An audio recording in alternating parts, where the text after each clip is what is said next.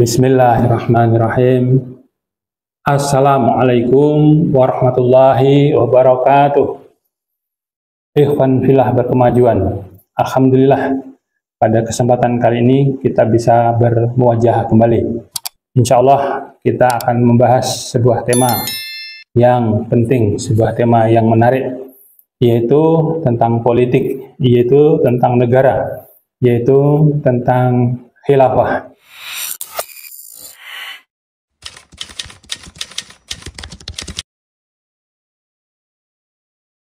Diskusi yang bertema negara, politik, termasuk di dalamnya adalah khilafah, tentu sangat menarik, tidak pernah kendor, tidak pernah mereda, oleh karena memang pembahasan tersebut selalu aktual.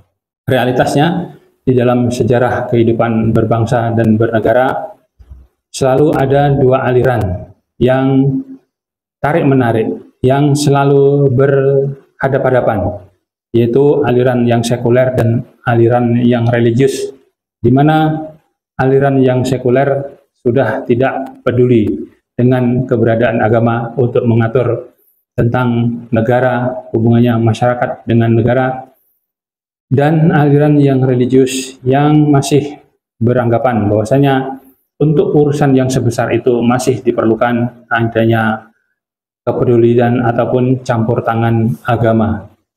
Awal-awalnya itu menjadi pertempuran yang sengit, tarik-menarik yang hebat, namun semakin kesini lebih banyak dimenangkan oleh aliran yang sekuler, sehingga sampai kemudian hampir semua di dunia ini yang berlaku adalah sistem politik sekuler, di mana mereka sangat mempercayakan dirinya atau negaranya menggunakan sistem demokrasi. Itu sepertinya sudah menjadi perjalanan sejarah atau garis sejarah kita. Untuk konteks Indonesia, perihal tarik-menarik dan pertempuran antara yang sekuler dengan Islam, setidaknya hingga detik ini tidak mengalami penurunan tensinya antara yang sekuler dengan yang Islam. Itu bisa kita telusuri dalam sejarahnya, misal adanya tokoh-tokoh Islam, tokoh-tokoh Muslim yang ketika itu juga kencang untuk menyuarakan aspirasi keislamannya. Sehingga kita kenal, pernah mendengar adanya jejak sejarah yang bernama Piagam Jakarta, di mana itu kemudian menjadi perdebatan yang juga alot. Dan akibat dari kebesaran hati umat Islam atau tokoh-tokoh Islam bersedia, rela menghapus 7 kata dalam sila yang pertama. Itu merupakan sejarah besar yang seharusnya jangan sampai dilupakan. Bahwasanya tokoh-tokoh Islam atau umat Islam pernah memberikan hadiah dalam tanda kutip yang terbesar untuk bangsa ini, untuk negara ini, untuk Indonesia yang kita cintai ini. Kemudian ke belakang kita juga mengenal adanya tarik-menarik antara hubungan agama dengan negara, adalah adanya konsep asas tunggal, adanya konsep monoloyalitas di zaman Orde Baru. Itu semua tidak lepas dari ranah yang sedang kita bicarakan, yaitu ranah politik atau ranah kehidupan bernegara. Dalam satu talk show Indonesia Lawyers Club di TV One, khususnya ketika di akhir bulan September terkait dengan gerakan G30 SPKI, ramai di sana-sini dibicarakan tentang bahaya ataupun peluang munculnya ideologi komunis baru di Indonesia. Itu menjadi perdebatan seru antara apakah itu mitos, apakah itu halusinasi, apakah itu nyata, menjadi perdebatan yang sangat seru.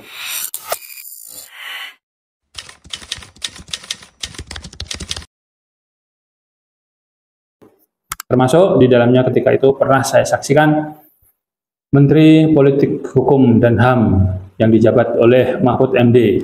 Dia juga menyatakan bahwasanya sesungguhnya ideologi tentang komunisme di Indonesia boleh-boleh saja untuk sekedar dijadikan wacana di dalam tataran keilmuan ataupun di dalam tataran teoritik konsepsional. Namun Dalam penjelasannya, Profesor Mahfud MD ada yang tidak konsisten, di mana ketika dia memberikan ruang yang cukup longgar untuk munculnya pembahasan tentang ideologi komunisme, meskipun dengan gaya baru, meskipun juga ada yang menyebutnya sebagai ancaman bagi keberadaan negara Indonesia, namun Mahfud MD sangat berbeda ketika kemudian di sana dimunculkan ketika bangsa Indonesia dihadapkan dengan ideologi Islam.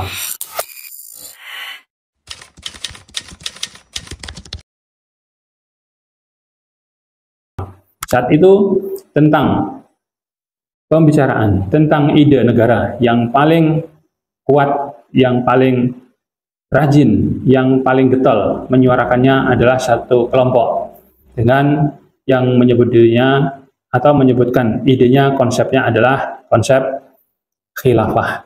Kelompok ini adalah yang bisa dibilang sebagai kelompok impor dari Timur Tengah.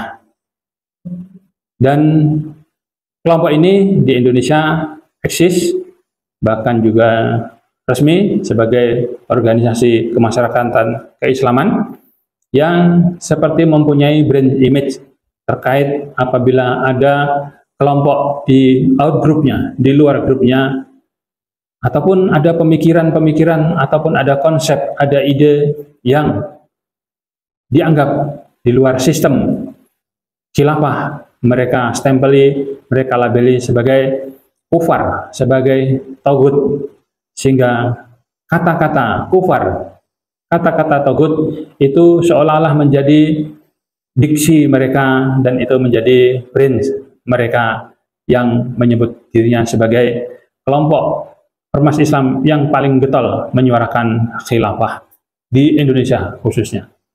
Mereka adalah kelompok yang memandang demokrasi ini sangat-sangat minor. Apapun yang terjadi, yang namanya demokrasi adalah tauhid, adalah kufar, sehingga barang siapa yang hidup di dalam sistem tersebut maka disebut sebagai hidup di dalam sistem yang kufar, hidup di dalam sistem tauhid. Itu wajib untuk diperangi dengan segala cara, dengan segala kekuatan. Mereka sama sekali tidak memandang demokrasi itu sebagai peluang, sebagai celah, sebagai arena untuk bertempur, mengajukan konsepnya, konsep khilafah, beradu dengan konsep-konsep yang lain di dalam satu arena yang diciptakan yang bernama dalam tanda kutip demokrasi.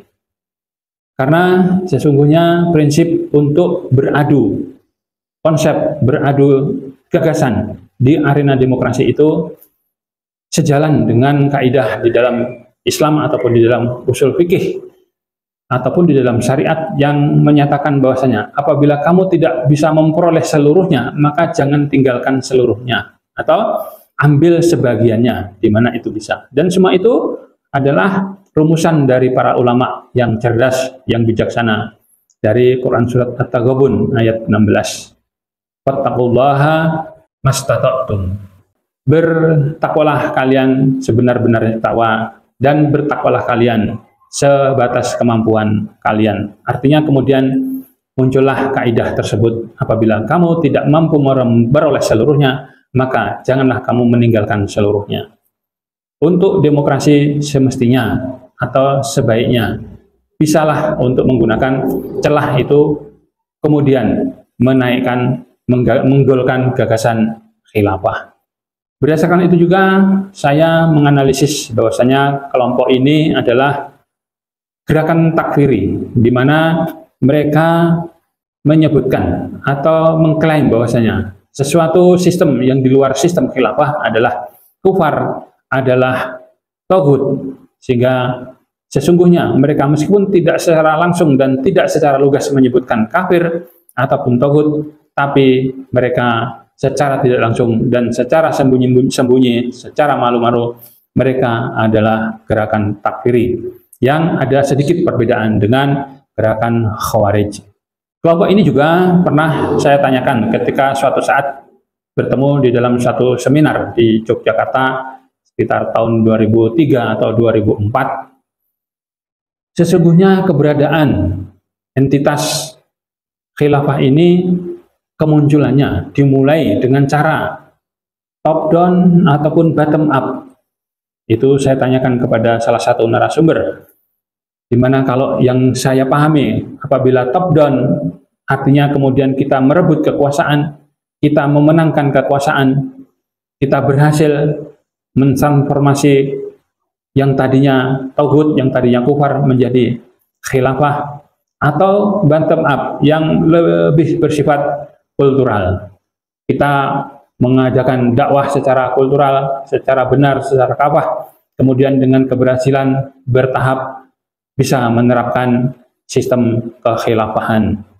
Dan mereka utamanya selalu membahas tentang sakofah, diutamakan, selalu dikedepankan.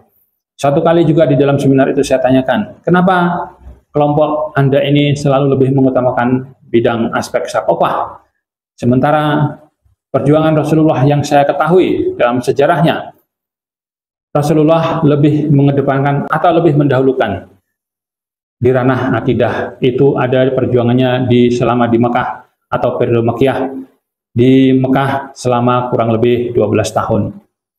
Di sanalah Rasulullah selalu menguatkan akidah. Kemudian setelah itu baru kemudian Rasulullah menginjak ke ranah yang lain, yang termasuk di dalamnya adalah ranah sakofah.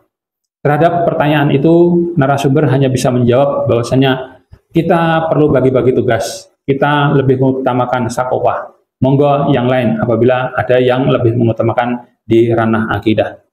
Saya pikir jawaban itu, jawaban dari kelompok yang paling getol menyuarakan khilafah ini adalah jawaban yang sekedar menjawab.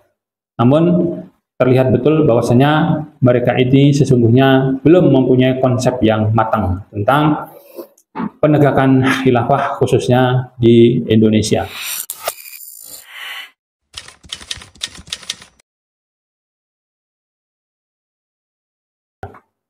Lantas bagaimana respon masyarakat, respon publik, respon umat Islam terhadap upaya ikhtiar pembumian penyata laksanaan khilafah di Indonesia khususnya? Publik dan umat Islam kebanyakan tidak ramah ataupun merasa asing dengan kelompok ini. Mengapa?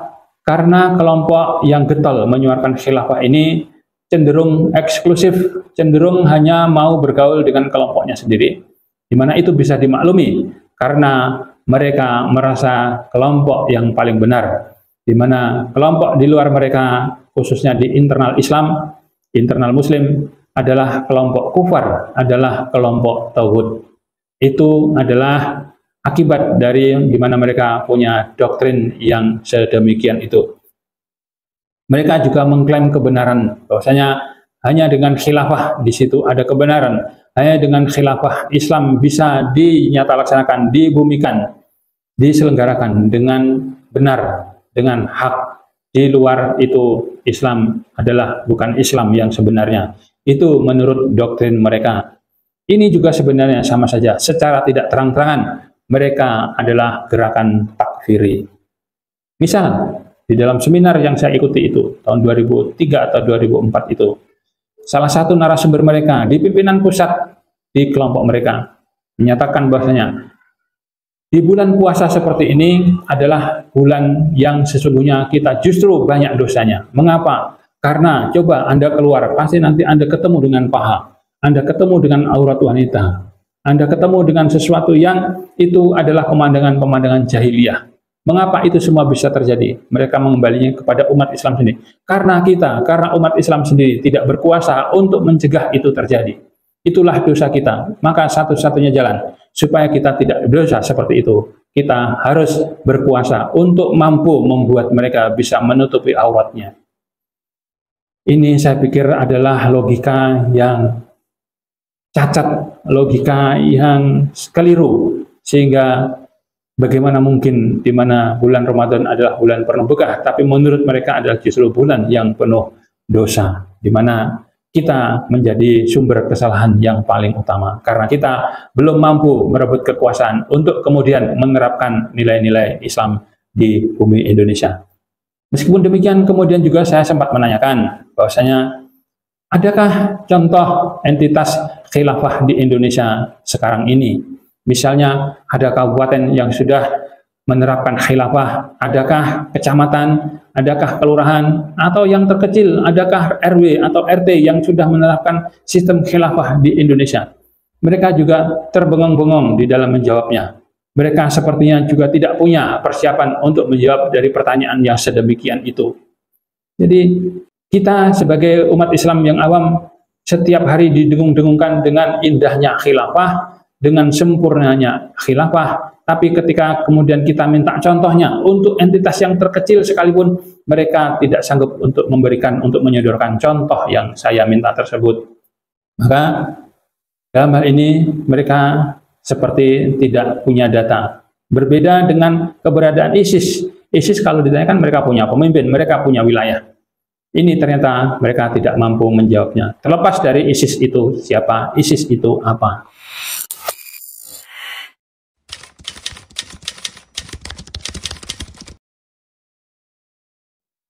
Secara substansi, untuk keteladanan adanya entitas kekhilafahan, mending saya bisa menyodorkan atau memberikan contoh adanya entitas takmir Masjid Jogokaryan, di mana takmir Masjid Jogokaryan ini sudah menjadi solusi bagi umat Islam awam yang membutuhkan solusi. Misal ada anak muda yang membutuhkan pekerjaan, ternyata Masjid Jogokaryan mampu memberikan solusi kepada mereka. Meskipun solusi itu apapun bentuknya dan seberapapun kemanfaatannya. Dan di Masjid Jogokaryan juga sudah ada solusi untuk orang-orang yang hidup di bawah garis kemiskinan. Mereka mempunyai ATM beras. ATM beras itu bisa diambil untuk orang-orang yang miskin. Mereka juga mempunyai saldo yang betul-betul dirasakan kemanfaatannya untuk umat Islam di sekitar Masjid Jogokaryan. Sehingga mereka selalu mengenolkan dalam tanda kutip saldonya dalam rangka untuk kemakmuran masjid, bukan untuk pengembangan bangunan fisik masjid. Begitu juga untuk substansi contoh teladan entitas kekhilafahan ataupun unsur-unsur substantif kekhilafahan. Mending kita sodorkan Muhammadiyah, di mana ternyata banyak sekali infak ataupun wakaf ataupun donasi yang diserahkan kepada Muhammadiyah, dipercayakan kepada Muhammadiyah. Meskipun yang menyerahkan tersebut, yang mempunyai tersebut adalah bukan orang Muhammadiyah. Mereka yang menyerahkan donasi, wakaf, infak tersebut bukan orang Muhammadiyah, bahkan orang non-muslim sekalipun mempercayakan donasinya, infaknya, dan wakafnya kepada Muhammadiyah. Ini artinya entitas Muhammadiyah telah dipercaya sedemikian rupa oleh karena mereka sudah mengerti track record positifnya pada satu Masjid Jogokaryan, yang kedua kepada Muhammadiyah. Itulah substansi nyata, konkret apabila kita hendak memberikan contoh mana entitas yang sudah menjalankan nilai-nilai substantif khilafah. Kemudian Muhammadiyah juga tidak sepi dengan ijtihadnya di dalam merumuskan hubungan antara agama dengan antara Islam dengan negara. Muhammadiyah pernah merumuskan konsep Darul Ahdi Wasyahadah, di mana dengan Darul Ahdi Wasyahadah di sana dirumuskan tentang warga Muhammadiyah mengakui bahwasanya negara ini adalah negara yang terdiri dari berbagai elemen yang beraneka ragam jenisnya, coraknya, dan diharapkan mereka meskipun bermacam-macam tetapi bisa bersinergi, bisa bekerja sama, bisa bersepakat untuk pengembangan kemajuan kemakmuran negara Indonesia. Dan mereka, bangsa Indonesia ataupun umat Islam, bersaksi, bersedia untuk memerankan dirinya secara positif untuk negara ini, beraktualisasi, berperan aktif untuk negara Indonesia, untuk kemakmuran bangsa Indonesia, untuk kesejahteraan rakyat Indonesia yang rahmatan lil alamin. Yang demikian itu semoga ada terjawab di dalam sistem atau konsep khilafah yang sebenarnya, yang itu saya yakini. yang apabila pertanyaan-pertanyaan tadi saya lontarkan, kemudian saya cari di buku ini, saya belum menemukannya. Mungkin bukan di dalam buku ini. Kemudian untuk yang di Muhammadiyah meskipun gerakannya adalah dakwah kultural, namun di dalam buku Memahami Ideologi Muhammadiyah karangan Haidar Nasir ini di halaman 110, di sini sebenarnya juga disebutkan ada keterkaitan harmonisasi antara umat Islam, antara agama dengan negara Indonesia. Di dalam Muqaddimah Anggaran Dasar Muhammadiyah pokok pikiran yang ke-7, di sana disebutkan pokok pikiran ke-7 Muqaddimah Anggaran Dasar Muhammadiyah dirumuskan sebagai berikut. Kesemuanya itu perlu untuk menunaikan kewajiban mengamalkan perintah-perintah Allah dan mengikuti sunnah Rasulnya Nabi Muhammad, Rasulnya Allah, guna mendapat karunia dan ridhonya di dunia dan akhirat, dan untuk mencapai masyarakat yang sentosa dan bahagia, disertai nikmat dan rahmat Allah yang melimpah-limpah, sehingga merupakan suatu negara yang indah, bersih, suci, dan makmur di bawah lindungan Tuhan yang Maha Pengampun. Maka dengan Muhammadiyah ini mudah-mudahan umat Islam dapatlah diantar ke pintu gerbang surga Jannatun Naim dengan keridhaan Allah yang Rahman dan Rahim. Halaman 110. Bisa Anda cek sendiri.